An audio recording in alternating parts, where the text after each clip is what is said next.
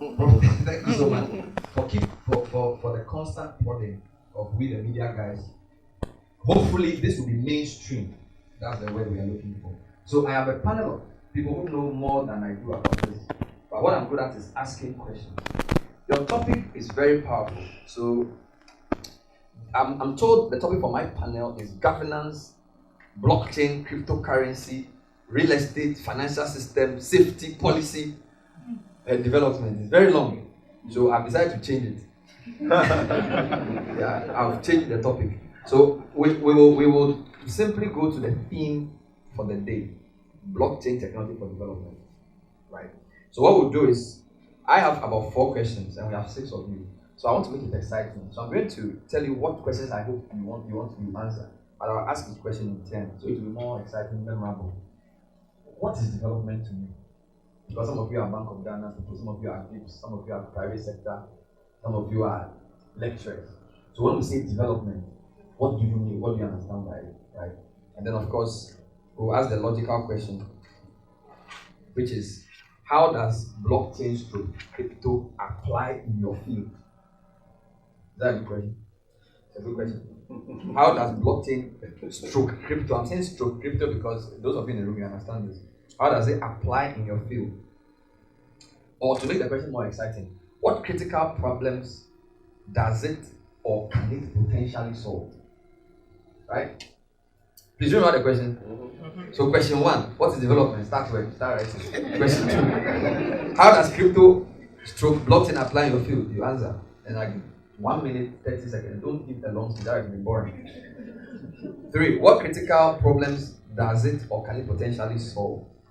And then 4, what has to happen within your sector and generally for this to happen?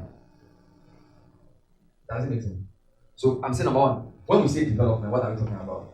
In answering that question, tell us a bit about what you do and what you think development is. So for example, I'm a journalist. For me, development means that the people are enlightened, they have the right information, and they make informed choices. That's my answer. Simple.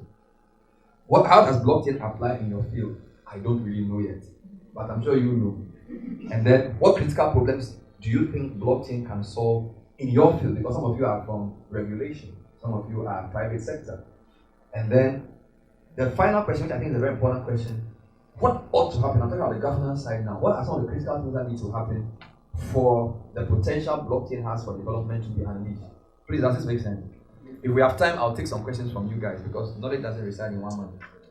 So let me start with the gentleman. Sat to my immediate right. So just tell us a bit of who you are and what you think development is, and make it short and sweet so that it will move quickly along the room. And if I get an extra mic, I'll be very happy. If I can get one now, one mic is a bit difficult. So yes, so please go ahead. So my name is Isaac Amamisa. I'm a lecturer at the University of Cape Coast, Computer Science Department.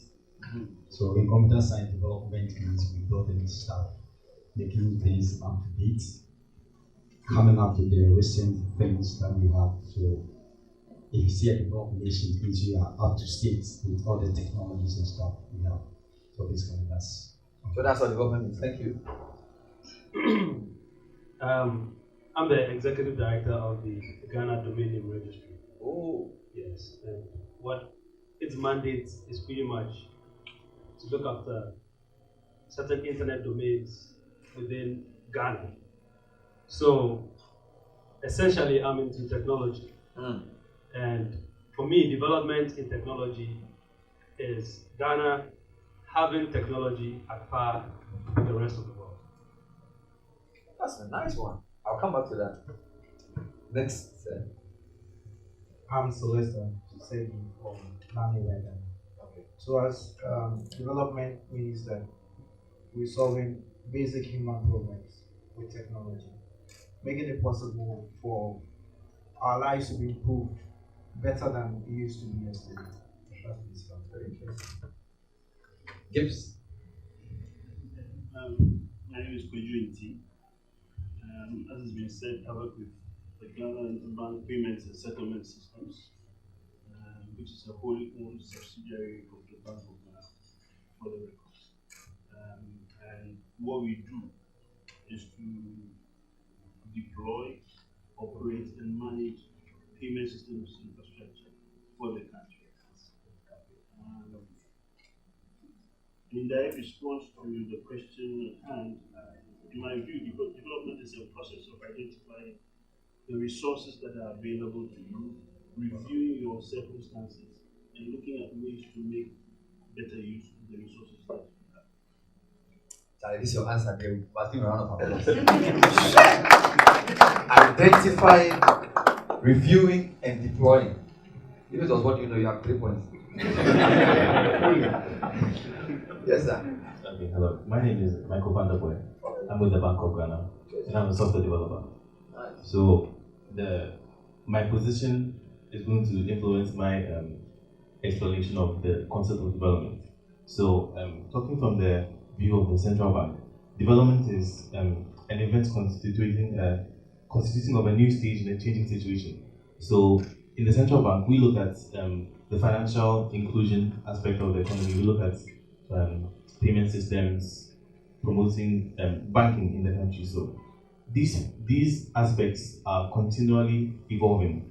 They have to evolve. So, we have to look at each stage of the process. I mean, when you look at the genesis of banking wasn't in the time that there were no computers, right? But then computing came, and we had to adopt computing into the banking system. So that is some form of development. Something new is coming. We have the blockchain technology coming in. So how is blockchain going to influence the banking sector or the things we do? Looking at financial inclusion, how is blockchain going to influence financial inclusion? So to me, that's what development is. You see, the people who have had time to think about it, they are giving some wild answers. Wow. We'll change the order of the answers next time because the people at this side are getting more apple. So we'll come this way the next time. My name is Isaac Gilbert. Isaac, great. I work with the Central Bank of Ghana with the Payment Systems Department. Okay. I think I shouldn't have even come up with anything apart from after my brother has spoken. Because he has said it all. Wow. So maybe to add on to it would be just to say that development itself is dynamic in its perspective. And so with the Bank of Ghana, the position as a regulator, looks at how best we can come up with guidelines and regulations to guide development so that we will not be overtaken by events. And that is why you can see from what we are doing that we are sponsors of this program because we want to be part of it, know the way forward, and come up with guidelines to direct cryptocurrency and Bitcoin issues so that then the investor will benefit from every investment that he undertakes. So you're also the payment guy at BOD. Yeah. So maybe let's start by asking, how does crypto and blockchain apply within the payment space so that you and Mr. Team will go next? Thank you. I think I'm looking at this area, whether we like it or not, cryptocurrency and Bitcoin issues have come to stay. And even though Africa, we are not so much into it, but the world over is operating on it. And the earlier we take advantage of it and operate within the ecospace, the better. Because from the regulatory point of view, maybe people will say, what is Bank of Ghana doing? But I believe that we all heard from our deputy governor as to what he came out, that the Bank of Ghana, the bill that is in Parliament, which will be passed come December, will have that bill that will guide payment systems, e-payments, and other settlement issues that will guide the society, those in the technological field, those in the banking field, the operators, and all those who will be involved in the payments ecosystem. So that at the end of the day, we'll be able to ensure that whoever invests in any aspect of payments will not lose. Because for us, to achieve our financial inclusiveness, it means that everybody must be brought on board. The monetary policy cannot go on well when we don't reach the last person, I dare say, even in Ghana. Okay. And so everything that we are doing is to take advantage of the driving force and come up with policies and guidelines so that the technology will not overtake us. Great. Okay. I'm just bringing this in from the gift's perspective of the payments, so that in your view, how does crypto and blockchain apply within the payments business and continue? Thank you, sir. Blockchain and cryptography poses a very, very strong pillar in the payment systems infrastructure. Um, if you lift the hood of every payment system, at the heart of it is uniqueness of either an individual, a transaction, or a process. And so, as long as you have a system or a technology that allows you to have this uniqueness, then you are best served for it. Beyond that, because of the way payment systems transactions are undertaken, in the sense that for every transaction that you initiate, because of the very nature of the systems that are involved, it's possible for you to initiate a transaction and for it to be declined or not received or go away. It is important that you have mechanisms to handle non-repudiation. So if I send you a transaction, I must be certain that you have received it. And if you have received it, I need to have an indication of what you did with the transaction, whether you successfully processed it or not. I need to know so that I will record it and be able to take further action down the line. And so in that regard, blockchain is a very critical development in the technology space for us. There are other reasons why it may not have taken a good root in the systems as we have them for now. But the development of blockchain and the space is very, very important to us. So would you say that it's inevitable that within the payment and settlement space, blockchain will become mainstream, say, in the next 5 years, 10 years? It's just as inevitable as we used to have Windows 95, Windows 98. It will happen. It will happen. It will happen. The crucial things that need to happen is for people to build trust in the technologies that are deployed. And it's happening to various technologies. I remember when open source started out, no institution wanted to look at it. But today, we find big corporates, the blue chip corporates, putting a lot of money into these systems in order to take advantage of the functionalities that they come. Wow. Then, Mr. Vanderpoint, since you are from the BOT, you use the word financial inclusion as well. Anything else to add in terms of how it applies within the space that you're in? Come again with this. So you said that you are interested in financial inclusion from the DOJ perspective. Your colleague is from the payment side. So my question is, what can blockchain or crypto do to enhance financial inclusion? So the thing about blockchain and Bitcoin, they are used interchangeably, but they're quite different things. Bitcoin is just one implementation or one application of the blockchain technology. So that facilitates payments, causes a cryptocurrency. But apart from cryptocurrency, there are other applications. You can have health applications running on the blockchain technology. You can have auditing, you can have reporting, academics. So financial inclusion comes to the point where, apart from making payments, so somebody in the village, somebody in the rural area can purchase Bitcoins, use them as a form of transaction. You can also use blockchain to get banking facilities to the person. So not necessarily the use of the coin itself, but then services. Because when you look at the blockchain technology, it looks at transparency, it looks at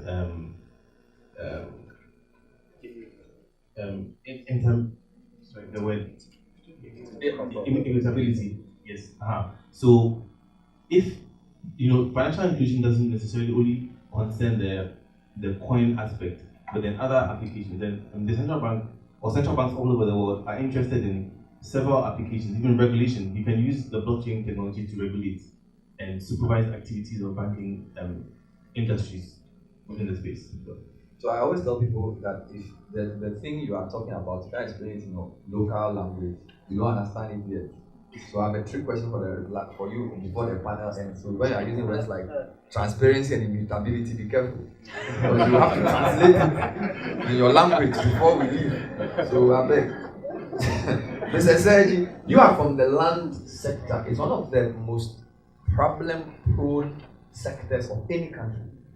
So talk to us about how blockchain and possibly crypto apply within the land sector? Thank you, Bernard. Just like you rightly said, about 85% of all land transactions end up in the courts. Wow. We have over 70% of land not documented. Is this the world or Ghana? We're talking about land in the world. Wow. We have about 70% of land not properly documented in the whole of Africa. So we find ourselves in a place to solve serious human solutions. For instance, we're talking about land that is not documented. So that is dead capital, because all these lands could be translated into financial power if the documents were properly done and secured. It means that land properly secured and listed on the blockchain could give you 10,000, 100,000 to support a business, because when you take it to a bank, they know that your document is correct, is immutable, and is solving human problems. That means that we'll have more financial inclusion by just solving that problem. So we at Land by are not just into cryptocurrency, we are into land options. But because it's a digital platform, we have also developed our own cryptocurrency, which is a token called Harambe, which Swahili word meaning coming together to solve problems. Amazing. So far, I've heard a few things just to track where we are. So, somebody has spoken about the fact that we don't want to be left behind in the global technology move. DOG made that point. Transparency and immutability also critical in financial inclusion, also mentioned. And you are also now talking about financial inclusion within even registering land, capital that's dead can be brought alive, solving all the litigation challenges. I'll ask you to explain it. Let me come to Mr. Abu. Ghana Domain Name Registry. So talk to us about how this applies, basically applies within your sector. Well, the domain name registry is essentially the internet within Ghana. And basically, blockchain is an evolution of some of the technologies that the internet has made available. So, I mean, for us, the main thing is that blockchain technology becomes more mainstream. That more people are given the opportunity or the chance to be able to program blockchain applications, and that will help the internet grow in the country. It's as simple as that. So the education is, how does blockchain apply within your field? So, okay, all these guys are talking about using the technology in the next 5 years and all that. So, where are we going to get the human capital to do that? We need that from the education sector. We need to build the capacity now. I don't think we have to wait. So, the thing is, up there, then we start training students, to start training people to be able to program, to be able to use the technology to solve problems. So, the time is now. And the University of Cape Coast, we started one or two things running. Ghana.com as well, an academy, and other institutions as well. It's time to build a capacity so that in the next 5 years, when it is hey, we are there to provide. We not bring experts from outside to come and do the thing for us. We have to build it now so that we'll be in a position to also make it work in Ghana. So I understand the need for human resource and the role education plays. But let me make the question a bit more exciting. How can blockchain technologies influence the way we deliver education, or the way we impart knowledge, or teach, or do research? That's I'm making it more tricky. But I that's what I'm asking you to talk about, because you are in the education sector, and it takes you define development nicely in your first question, in your first answer. I just want to know, what are your ideas about how, for example, within the lecturer-student interaction, don't forget some universities talk about honor code, trust, and all of those things. So have you reflected on how blockchain could change the way we impart knowledge, the way we acquire knowledge, we do research, and peer review papers and that kind of thing? Okay, so we talk about smart contracts with blockchain. So we can talk about smart contracts where contract is made, this time is digital. Okay. And the two of us need that something should happen. So these are the things that in peer review it can be done. So you can use smart contract identification to ensure things like that. So, for example, one other thing is we talk about student transcripts, day in, day out, being fake. How can the education sector ensure this thing is that we can use the blockchain, have an authenticated digital transcript authenticated on the block, and no one. So when I need your transcript, I know I go somewhere I can get it, and it is authentic, and nothing can change. Right? Let me throw in sort of a bonus question. Mr. Edu, I want you to. You've mentioned health, education, and all this. Which sector do you think has the potential to kick off this thing? So, like, which sector, if it gets a hang of blockchain and starts working, would really sort of permeate the rest? Because, as we are talking about applications now, but I'm sure there are certain sectors which have a more far-reaching. Did you get my point? I get your point. Your question is very easy at the same time very difficult, because the obvious sector is right here. That's the financial, payment, money transfer. But if we take those out, then we can look at sectors that have to do with like contracts. Mm-hmm. So contracts are definitely a separate area than finance. Yes. So if we can get smart contracts that are authenticated and online and researchable by anybody and transparent, that will be the next thing. And I think also blockchain has the potential to impact the area called Internet of Things, which we've not really talked about, but it looks like a lot of devices are networked right now. Yeah.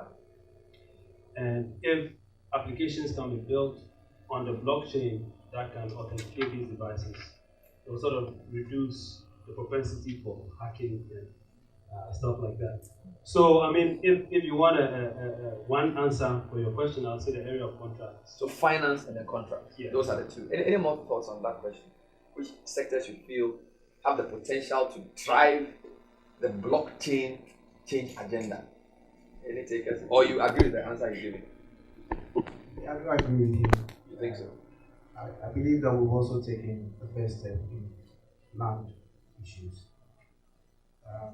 What we employ, our token is Ethereum based, which means that it allows us to insert smart contracts in transaction. So that means that if you, Bernard, you want to purchase the land, and I give you the terms that pay 10% in the first 10 months, you pay the rest in 24 months. That means that by putting smart contracts there, once you make a digital transfer, which is by token, the contract itself can release your title to you without any human interference, without you leaving your office and going to the Lands Commission or seeing any surveyor or having to pay any bribe, reducing corruption and making transactions really transparent and open to all. Yes. Fantastic. Any more business team? Well, I believe that the technology itself is open to wide variety of users, and depending on the preparedness and readiness of the investment that is put into the development of the solutions, any industry is able to take advantage of it as quickly as possible. The critical area, as has been said, is that of finance and payments, and in those specific areas, it's related to identity management, where they're trying to identify the customer from the bank, from the payment service provider, between whom a transaction routes. And so, if you are looking at the low-hanging fruits, then that is it. But as you said, it's applicable in a wide area of spaces, and we better take advantage of it. Any more comments? Yeah, I think that in the area of commerce, especially the global sector like this, where there are various segments in the export network, silos and things, blockchain can help us to identify various points where things are kept, where it is sold, where it's identified, so that we don't need the last person, we don't need to get to the last person before we realize that so much has been realized from cocoa. And you know how much cocoa the process affects the country. So we should have a technology for that. It will help us realize our revenue. And even to extend it, our revenue collections. You realize that at the end of every half year and end of year, that is where we target our revenue and the position. If we should have a blockchain, we'll not wait sometimes. Those of us in the banking sector, we need to close by 12, especially end of year. Sometimes we want, just because we want to make sure that we have the exact figures on hand from the village collection point at the bodies. And so with blockchain, we will have an idea of what is already in right from the beginning, so that at least when pressure to also goes out and it will enhance our revenue collection. Great. So far we know what development is. We have a sense of the application of blockchain in these various sectors. We also have a sense of sectors that have the potential to really magnify this thing and make it mainstream. So let me sort of work with some of my final questions. What is the major stumbling block in your view to this uptake and application of blockchain? Whether in your sector or generally, what do you think is the major thing that is stopping the forward march, the victorious march of blockchain to liberation? Well, in my opinion, I think one of the stumbling blocks is the name itself, because essentially what a blockchain is a distributed ledger, immutable, and what is it? I saw a great distributed ledger, immutable, something. Yeah, I saw a great definition here, which I wanted to use. They said distributed. It's a distributed ledger technology. Basically, when you know what a ledger is basically what accountants use. They don't. When an accountant is working and he makes a mistake, he doesn't erase it. He draws a line and goes to the next. Yeah. So you can trace what has happened, and then the data is distributed. So one person, if you hack one machine, you can't get all the data. You have to go to all the rest. Okay. So I think that the name itself doesn't tell you that this is what's happening. So the first thing is to sort of demystify what it is. And then once that's demystified, you can get more people to get interested and get more confidence in it, and then be able to build more applications in it. And then the whole. So are you saying the name is too humongous? Yes. So maybe we need to think of an easier name or something. Blockchain. Looks like some prayer camp breaking the temple. We bind you in Jesus' name. I think that the name comes with how it was developed, because we have blocks, and the blocks have been joined together Like a chain. breaking the chain. In such a way that if you break it, it means that the whole thing, and it's very difficult. In the name of Jesus. Breaking The churches are not packed. Change the name. There you go. And I think one other aspect is that people have this thing about Bitcoin. And anytime you talk about blockchain, they take it back to Bitcoin. So that is also trying to make it in a way. But if we can, we cannot necessarily draw a thick line. No, it's part of it.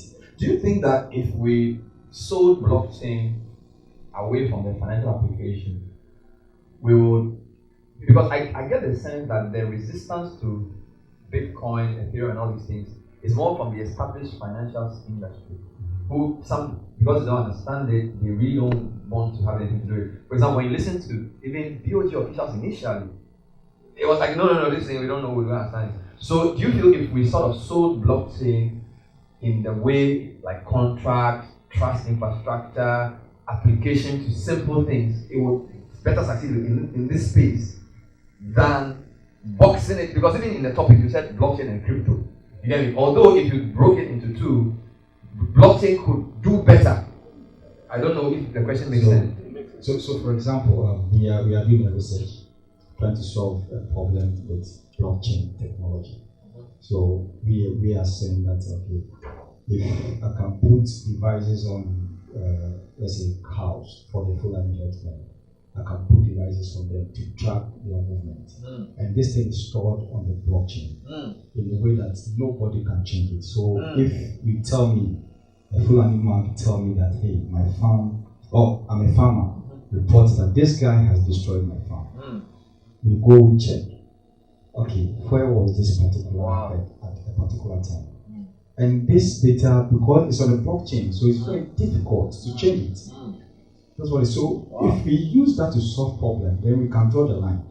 Then people will now appreciate that the blockchain is something that is good that we must appreciate.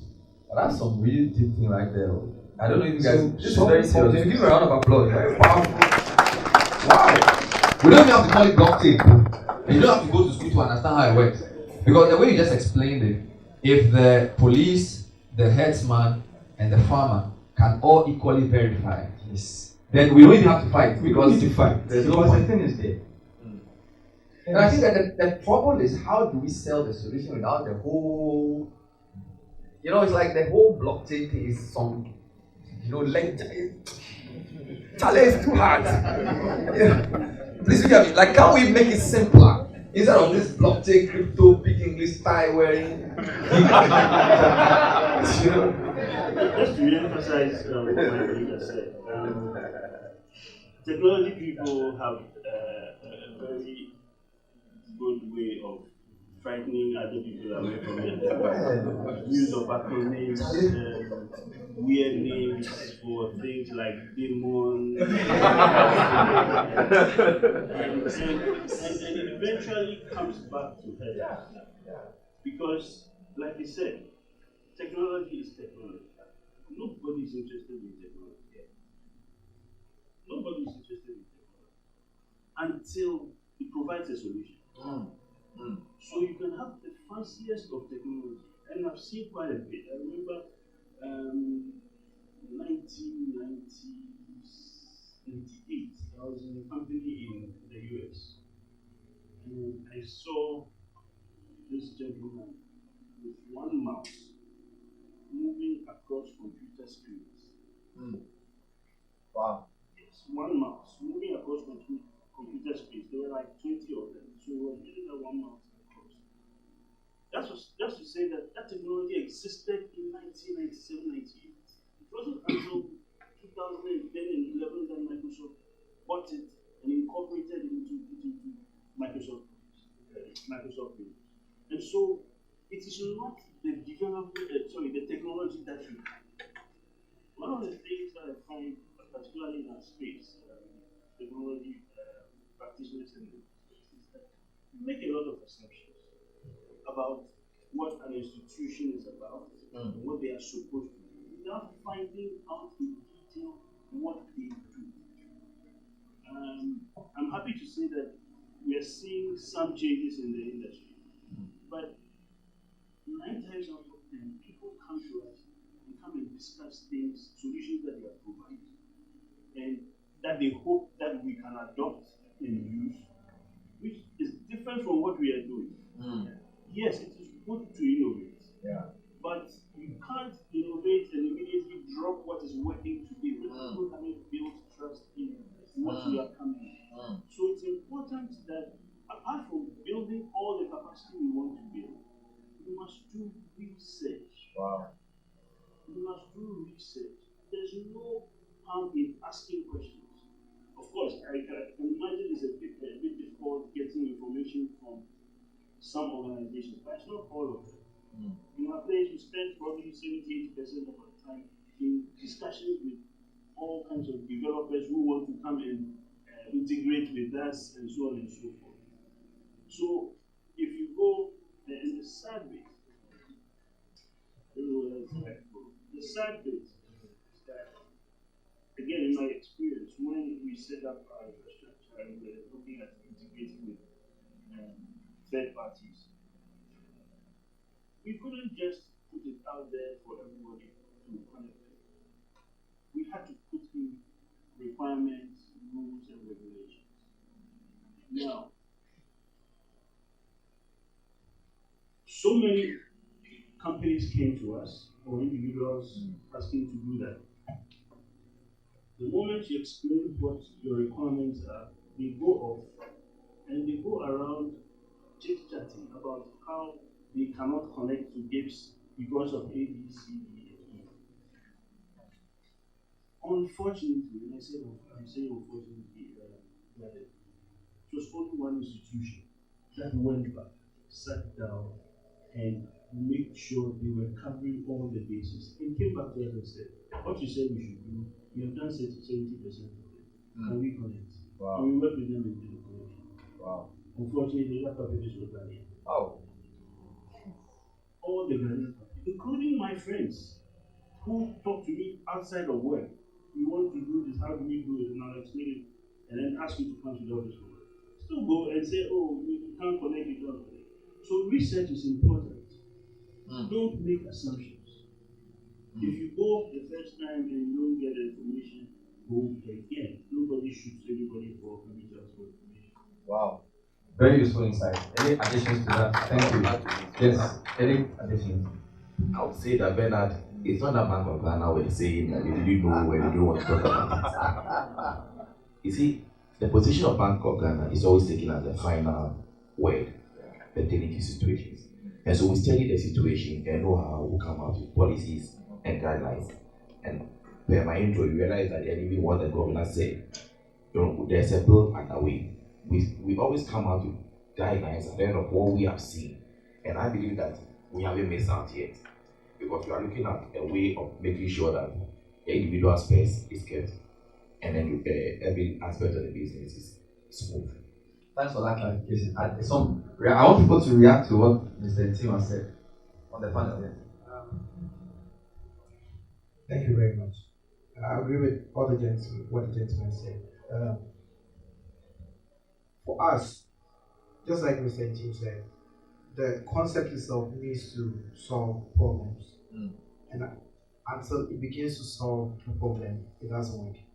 The article I gave you, which is how to differentiate proof of concept, MVP, and prototype, is an example. For us, there was a concept.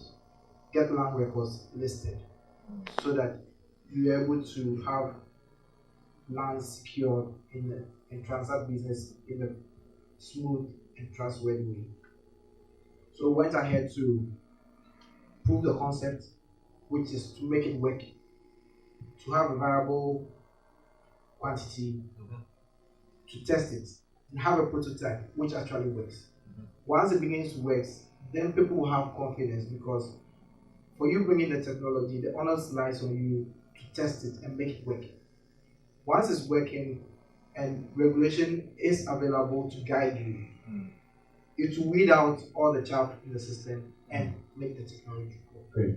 So we are very clear from what Mr. said that it behoves on us to try and understand the situation we are trying to improve, and not just throw technology at them. Let's research and understand, and then let's present solutions and not technology. And let's understand. We shouldn't be arrogant. I'll take a comment from you. I have a final sort of thoughts for you guys before I go to the floor. But is this making sense so far? Great. So comment from you. Same with the internet. When internet was introduced, there was a deep research. So when it came, everybody accepted it. Now, this way, blockchain came, boom. It just landed. Yeah. Now, and it's landed with probably Bitcoin. So research, normally when there's a research as is saying, it has been proven, and everybody knows that this works. When I tell you with data, everything, you just accept anymore. So it is up to us to do research. So, for example, there's a group called BCNet. The worldwide is educational institutions come together, and the purpose is just to do research, to look into blockchain, see how it's working, and papers are being published for us to understand the usefulness of the technology. So research is very important in this field. We need to do the research to understand it well, to be able to. Copy. Let me know how to read the time. Yes. So this is my final question. Not all of you need to answer, but more. So one of the things Prof. Inaku said on an interview I had many years ago, which I've never forgotten, is that he said, for any industry to succeed, you need an interplay of three things. You need research, which is you. You need vibrant private sector, which is you. And then you need regulation and government, which is the rest of you guys, to work in a very virtuous triangle to sort of move things forward. So my question is, Sorry, my question is, how well are the three of us working together? And who is the regulatory driver here, right? Because we've agreed that blockchain has applications for a lot of problems we face. But in Ghana, you need, or wherever, you need a champion to carry the thing and take it to cabinet and go to world meetings in Switzerland and negotiate. You get me? Like in internet, he was the champion for internet, but he's old. We can't let him champion this and the rest. So my question is two things. How well are these three guys working together? Is it that the private sector always organizing their programs and government doesn't see it, just come and give speech and then the private sector keep talking? Is it that academics are researching it, but the private sector like there's no money in this thing, so I'm not going to do it? How well are the three guys working together? And also, who is the candidate for a champion, regulatory champion for blockchain to drive the agenda? Is it Bank of Ghana? Is it NITA? Is it you, your people? And the way you're looking at me, I have to let you answer it first. Thank you very much. I think in respect, with respect to this, Bank of Ghana cannot, the regulator cannot lead.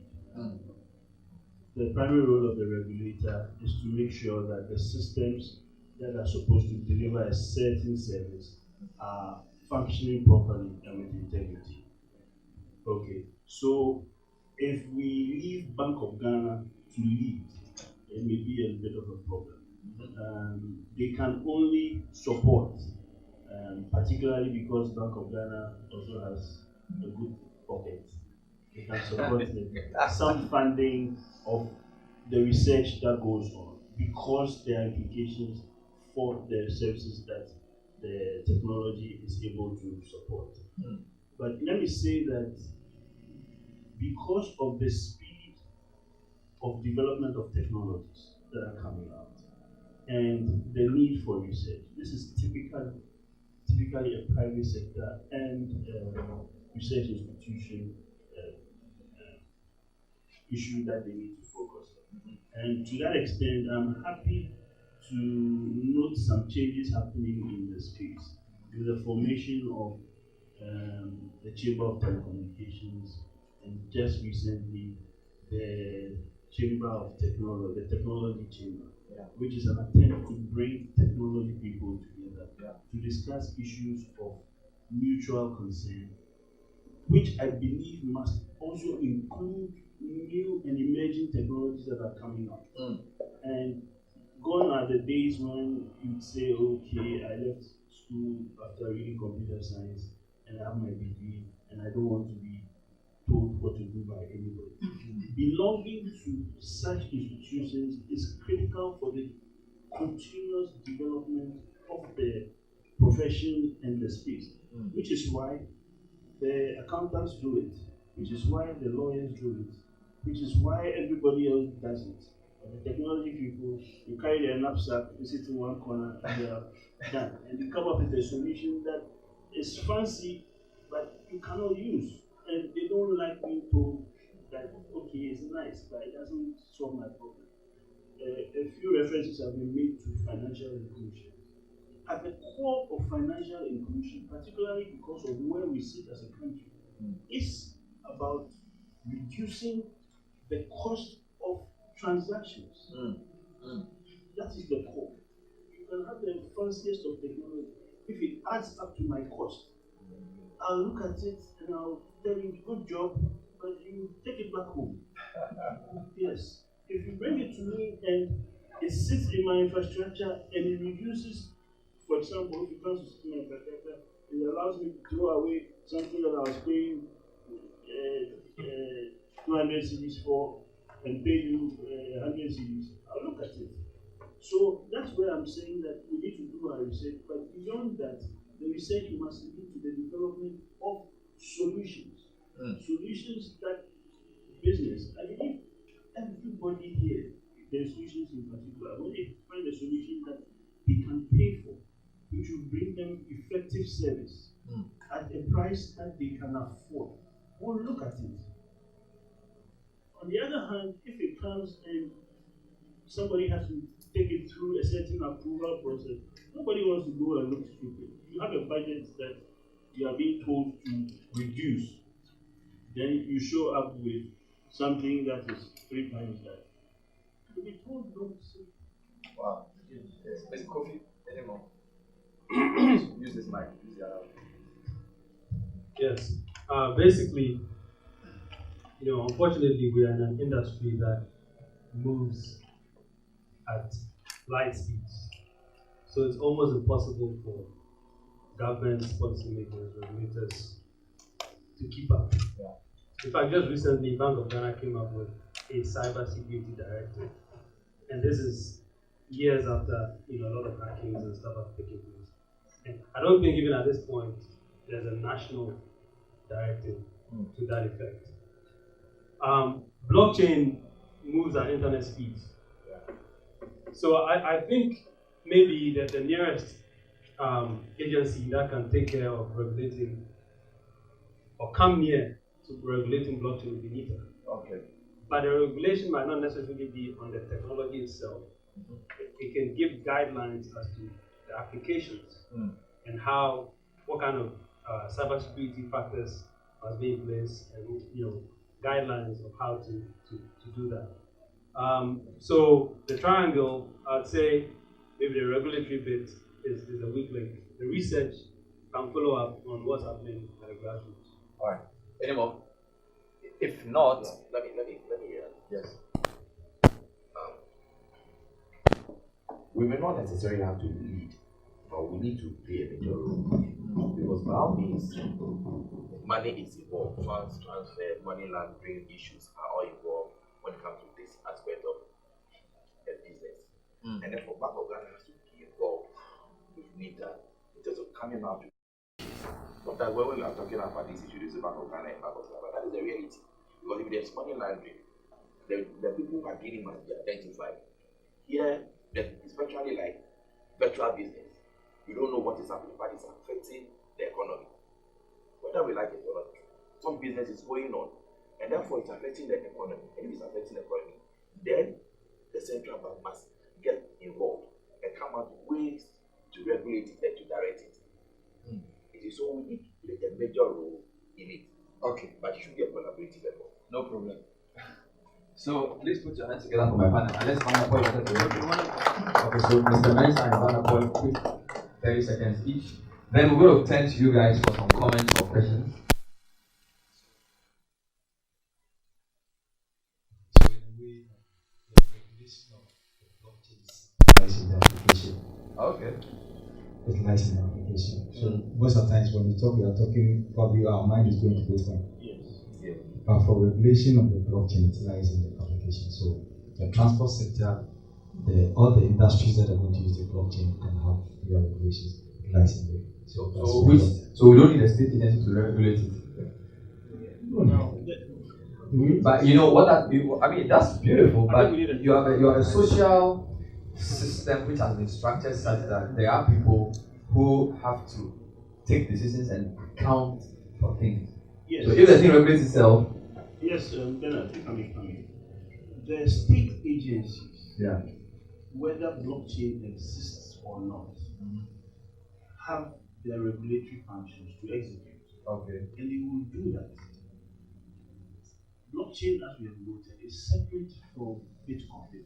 We do understand. When it comes to Bitcoin, Bank of Ghana needs to quickly jump up and make sure that everything is happening how it's supposed to happen to provide integrity into the space. And so when it comes to Bitcoin, Bank of Ghana will have to lead. But when it comes to the development of the technology, which is blockchain, which can be applied to any industry, any problem that is put out there, then Bank of Ghana can support, particularly because then as they support, they can learn and identify the applications to the financial system and therefore be able to drive it as they need on the Bitcoin or other payment side. So there are two ideas here. On the crypto financial side, BOG has a clear role.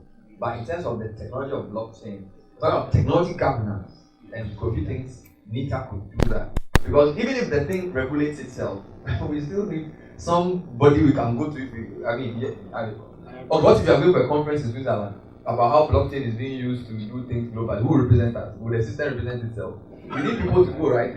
So my question is more about you need human agency to drive the development in a way that is positive. That's what I'm asking. Okay, so if blockchain is being applied in the transport industry, transport industry have their regulations. So if it's a blockchain in transportation, they have to have their regulations. If it's being in finance, the finance people have their regulations. So each of the industries have its own regulations. Blockchain is a technology they are using to but you do recognize that all of them don't understand it. So if you are saying that I asked for a deputy minister of a sector whether he has even used, and if I mention a sector, I know who it is. The service before, he hadn't even used the service before, and there was a dispute about how the service was being run in the country. And I asked him, so have you even used it? He said, oh no. You get me? So this is a deputy minister. He hasn't even tested or something. And you are here saying that, oh, you get me? We have to come down to reality. There are a lot of people who take decisions on our behalf in government who haven't even opened a proper website to even see what's there. I just want to respond. You don't know. I want to respond. Let me clarify the way I can respond. So for example, do we have any referencing database? Then why do we need referencing in blockchain?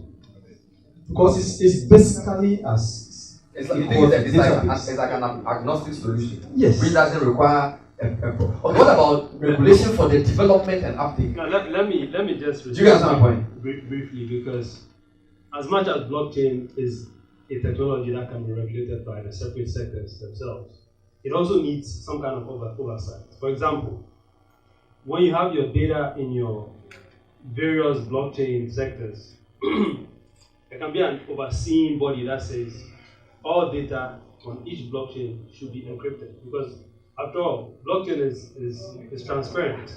It's distributed and it's all over the place. But somebody has to say, okay, you have to encrypt it and you have to meet certain general. I'm hearing some people whispering something. What are you saying? It's already there. And you. It's not automatic. So it's like. You can choose how it's an all-purpose drug. That's everything. Let me provide some quick clarity to this.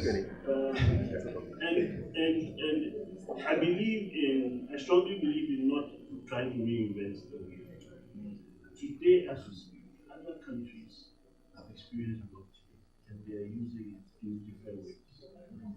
Beyond that, other countries have leveraged on technologies in different ways in the past. We can learn from that. Considering that this is a technology space, I can imagine most people are familiar with the National Institute of Standards and Technology. We all go there and reference the 5 best standards and guidelines and so on and so forth. That is what we need. An institution that will define what blockchain is, how it is used, how we should be looking at it in Ghana in general. And then the different sectors of government will pick them up and apply it. So the Ministry of Transport wants a transportation solution. When private developers build solutions, sell it to them, they evaluate it and they accept one. That solution must be consistent with the standards that the institution that is providing the guidelines has indicated. The operational regulation of the use of blockchain within the institution is the responsibility of that sector. Okay. And like it's been said before, I believe in respect of this, NITA is the best place to support us or lead the way. Without creating additional institutions, you already have to. Great. Thank you so much. No red tape. Please put your hands together for the panel. Really appreciate it. We have the floor open. Yes. Sure. It could be a question, it could be a comment on something we've said or something we've left out. Yeah. Just tell us who you are and then go straight ahead. Okay, my name is James Zakem. I'm from Renaissance Technology. And my question is, how do we easily implement blockchain effectively if we fail to implement the right information bill? Thank you. Who is that addressed to? Come, don't worry. We'll take three. We'll take three and then get answers and take three again. One from each row. Hello, hi. I'm Stella Esther Charikunda from Uganda. Mine is not a question, but I just wanted to add on what they've been saying. They were saying that we need to research. So I want to tell you guys that we don't have to end at researching. When you make the research, you will understand as you. But we have to bring it down to the people. We make them understand what blockchain technology is. When people understand it, and we also show them how it can be a solution to them. Just to bring an example in my country, in April 24th, our president launched blockchain technology in our country. And we had people who don't know what blockchain is, but they got the desire because they were seeing the president on TV talking about blockchain. Everyone wanted to know, what is blockchain? How can it help me? So instead of saying people are biased about Bitcoin, how can you show them that Bitcoin is a solution, not a problem? How can we show them blockchain is a solution, not a problem? So I urge you, the people concerned, let's find ways of breaking down the block to the people so they can understand it. Thank you very much. Oh man. So they release the chains. I want a question from here. Thank you very much. From Uganda. It's just a comment to add to my panelists from UCC. Remember what Dr. Young was talking about, the policy and the technology, those green and dark boxes. It is true that with blockchain, the whole idea started with no interference of regulation. We are on our own, we're doing our own thing. And yes, that is the attitude of developers, that's the attitude of technologists. But that being said, we still need some common playing field. We still need to make sure that everybody is adhering to some standards. Just like you go to the hospital, there's a scanning machine. There is a body that's set the standards of those scanning machines. If not, lab A, lab B will have different results reading your kidney strength. And would that be okay with you at that point? Even going beyond that, if all those information is put into a blockchain, and yet somebody has the right to, or we already know it's already encrypted, and somebody is saying no, let it be there forever and never to be